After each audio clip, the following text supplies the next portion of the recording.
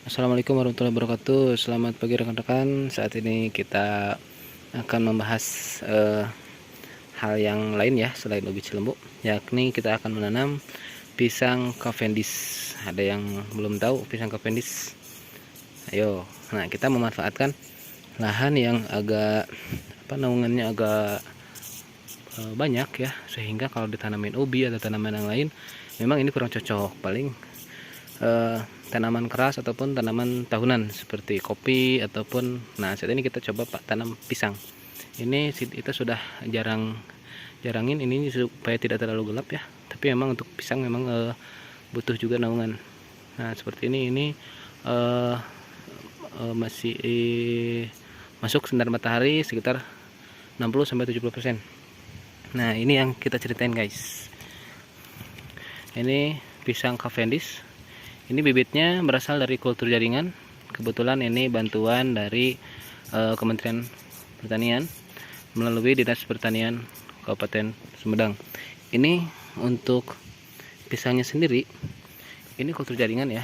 Jadi memang kecil-kecil seperti ini. Nah, ini labelnya, label biru, kultur jaringan.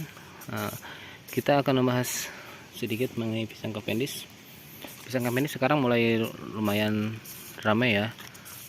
Kalau misalkan agan-agan biasa belanja di supermarket ataupun di toko-toko modern, ada pisang yang mulus, biasanya ada mereknya Sunpride ya.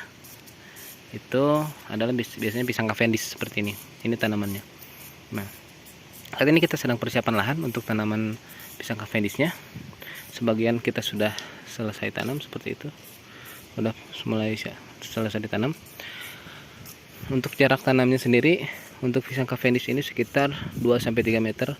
Nah, jadi jarak dari sini ke sini 2-3 meter. Kemudian lahannya ini pisang Cavendish cukup toleran ya. Jadi bisa ditanam di lahan sawah maupun lahan darat seperti ini. Kalaupun di lahan sawah itu baiknya di akhir musim kemarau supaya airnya nggak terlalu basah lahannya, karena memang pisang itu tidak tahan terhadap genangan air ya, asal airnya tercukupi. Nah kemudian kalau misalkan di tegalan seperti ini baiknya di awal musim penghujan. Seperti saat ini kita baru memasuki musim penghujan, sangat cocok. Nah untuk persiapan lahan sendiri kita buat lubang tanam dulu seperti ini. Ini ukurannya kurang lebih 40 cm kali 40 cm, untuk dalamnya 20 atau sampai 40 cm. Kenapa? Nah, karena meskipun tanamannya kecil, kita upayakan untuk ini remah sehingga nanti perakaran akan tumbuh secara optimal.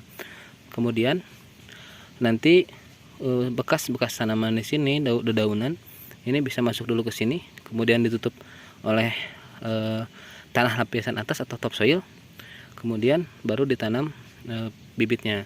Nah kenapa seperti itu? Karena tanah yang subur adalah tanah lapisan atas ya guys ya, yang disebut topsoil, sedangkan tanah yang lapisan dalam itu kurang subur.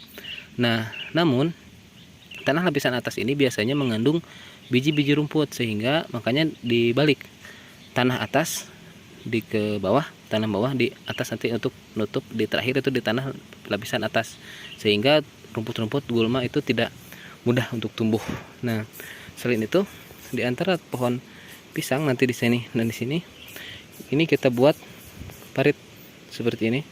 Parit ini banyak manfaatnya. Yang pertama untuk agar lahannya tidak tergenang air, karena tadi yang sudah kita bahas bahwa tanaman pisang ini tidak tahan terhadap genangan air, tapi airnya harus tercukupi.